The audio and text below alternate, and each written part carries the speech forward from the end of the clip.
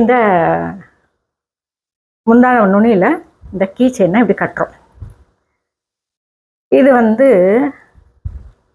இந்த மாதிரி கட்டுறது அப்படிங்கிறது, இந்த மாதிரி முடிச்சு போடுறது அப்படிங்கிறது பார்க்கறதுக்கு வேணால் சாதாரணமாக இருக்கலாம்.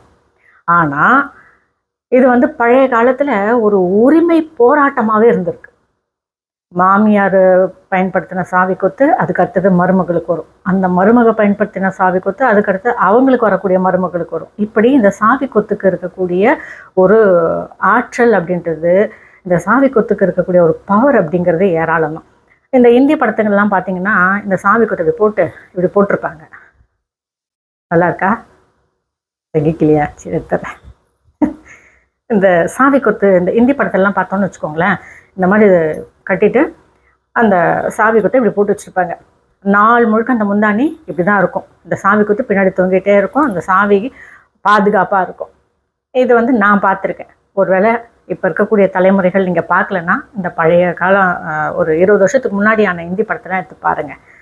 அப்படி இந்த சாவி கொத்துக்கு இந்த முந்தானை நுனி அப்படிங்கிறதுக்கும் ஒரு ஈர்ப்பு இருக்க தான் செய்யுது. அது இல்லாமல் அதுக்கப்புறமா கொஞ்சம் அந்த ட்ரெண்டெல்லாம் மாறும்போது, அது ஒரு ஃபேஷன், ஒரு அலங்காரம் இதெல்லாம் வரும்போது அந்த சாவி கொத்து இடுப்பில் சொருக ஆரம்பித்தாங்க. எப்படி இருந்தாலும் இதுவும் இடுப்புக்கு தான் போக போகுது.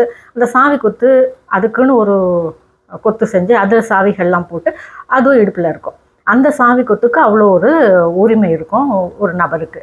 அந்த மாமியாருக்கு அவ்வளோ உரிமை இருக்கும். அந்த மாமியாராக பார்த்து அந்த மருமக கிட்ட கொடுப்பாங்க. அப்புறம் அந்த மருமக தனக்கு அடுத்து வரக்கூடிய மருமக, இப்படி அந்த சாவி கொத்து அப்படின்றது பரம்பரையாக ட்ராவல் ஆகிக்கிட்டே இருக்கும். இது எதற்காக அப்படின்னு சொன்னால், இந்த சாவி அப்படிங்கிறத நாம் என்ன பண்ணுறோம், எங்கன்னா வெளியில் போனோம்னா இந்த வீட்டை போட்டுறோம்.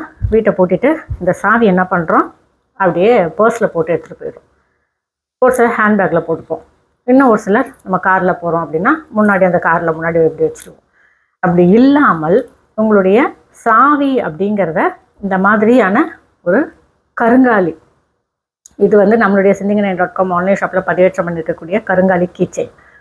உங்களுடைய சாவியை இந்த கீச்செயின் வாங்கி இதுக்குள்ளே போட்டுருங்க. எத்தனை சாவி இருந்தாலும் இதுக்குள்ளே போட்டுருங்க. போட்டுட்டு இதை வேறு யாரும் தொடாமல் நீங்களே கையாளணும்.